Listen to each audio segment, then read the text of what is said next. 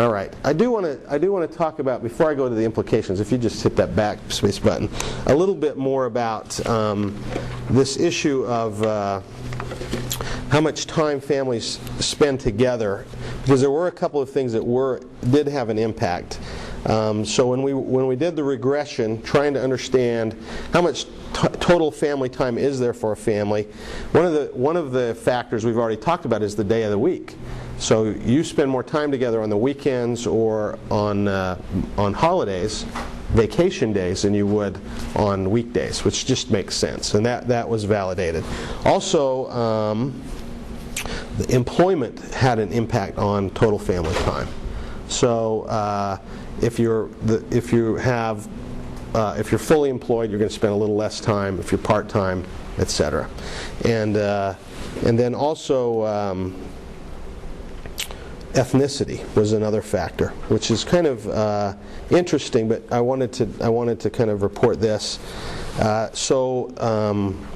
Whites, which made up, or Caucasians, which made up 75% of the sample, spent about 174 minutes on average together.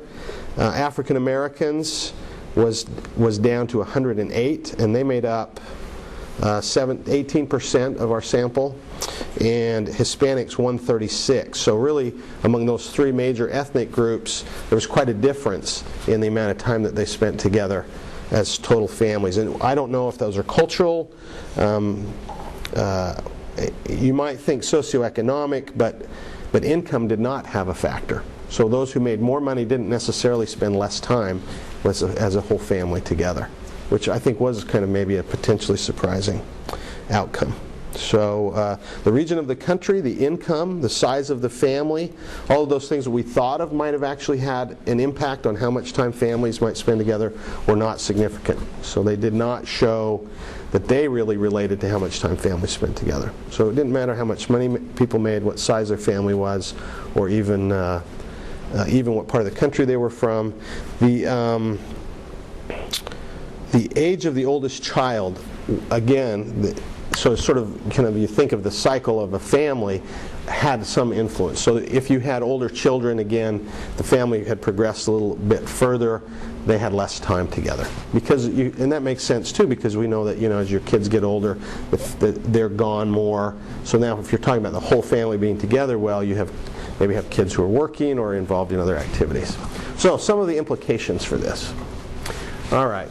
So for this conference, I think if you take sort of the logical outcomes of the study, we can say that more weekends, holidays, and vacations that people have are likely to lead to more time together as a family and hopefully greater satisfaction with family life.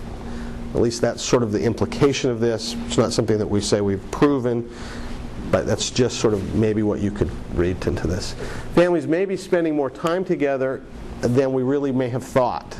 You hear so much about how much time how crowded families' lives are. Maybe people are actually reacting to that. So if you look at the differences between the parent-child time from 1996 to 2000 in those three studies, and this study, mothers and fathers are actually spending more time with their children than they were in those earlier studies. Now I have a question, is that a methodological difference? Or is there actually a little change? It may be that people are more aware of sort of time constraints and this time famine, and they are more intentional about spending time together with their families.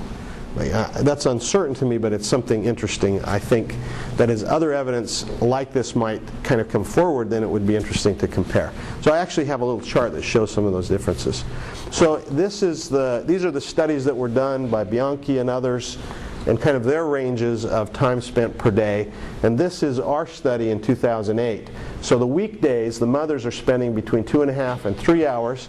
This depends on if it's the first, a middle, or the oldest, a middle, or youngest child. So we asked about all three. So that's kind of what the range is. The 2.5 is the oldest child, 3.0 would be the youngest. And this is on the weekends. You see how much more time they're spending with their children. And then the fathers, actually it was the same for all three groups, oldest, middle, and youngest.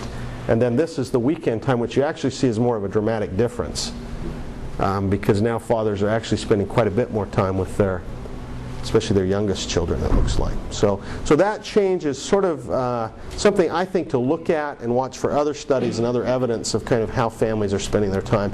It may be, I'm not saying that it is, but it suggests to me that maybe families intentionally are spending more time together. Okay, that's all I have. Good job. Okay, thank you.